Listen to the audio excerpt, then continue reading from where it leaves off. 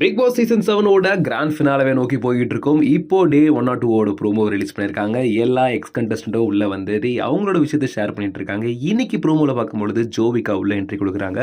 ஜோவிகா உள்ள வந்தாலே பயங்கரமா சண்டை வெடிக்குமா அப்படின்னு கேட்டிங்கன்னா, இந்த சண்டையில தான் ப்ரோமோல காமிச்சிருக்காங்களே. அதாவது என்ன சொல்றாங்க பார்த்தீங்கன்னா, ஜோவிகா தினேஷை கூப்பிட்டு நீங்க ஒரு இண்டிவிஜுவல் பிளேயர் நினைச்சேன், ஆனா இப்போ வரைக்கும் என் கண்ணுக்கு அப்படி தெரியல, எல்லாம் கனவு மாதிரி தெரியுது அப்படிங்கிற மாதிரி ஒரு குற்றச்சாட்டு தினேஷ் மேல வைக்கிறாங்க. அப்படியே முடிச்சு அங்க கட்டு கொடுத்து மாயா கிட்ட பேசுறாங்க. எனக்கு உங்க மேல வருத்தமா இருக்கு, ஏன்னா யாரை நீங்கள் வேணான்னு ஒதுக்குனீங்களோ அவங்க கூட இப்போ கட்டி பிடிச்சி போட்டுட்டு இருக்கீங்களே, I am not okay with it அப்படிங்கிற மாதிரி ஒரு மைண்ட் செட்டை சொல்கிறாங்க.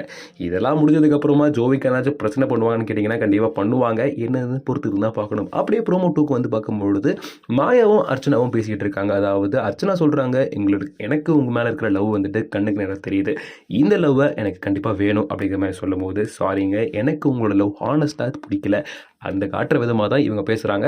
எது இருந்தாலுமே அர்ச்சனா மாயாக்குள்ள இந்த இடத்துல ஏன் இவ்வளோ பெரிய பிரச்சனை வெடிக்குது அப்படிங்கிற மாதிரி ஒரு கியூரியாசிட்டி இருந்துட்டு இருக்கு. பிகாஸ் அர்ச்சனாவோட ஓட்ஸ்லாம் மாயாக்கு போக அதிக வாய்ப்பு இருக்கு அப்படிங்கிற மாதிரி பேசிட்டு வந்துட்டு இருக்காங்க. எது எப்படியோ கிராண்ட் ஃபினாலில் யார் ஜெயிப்பாங்க அப்படின்னு உங்களோட தாட்ஸை என் கூட கமெண்ட் செக்ஷனில் ஷேர் பண்ண மறந்துடாதீங்க.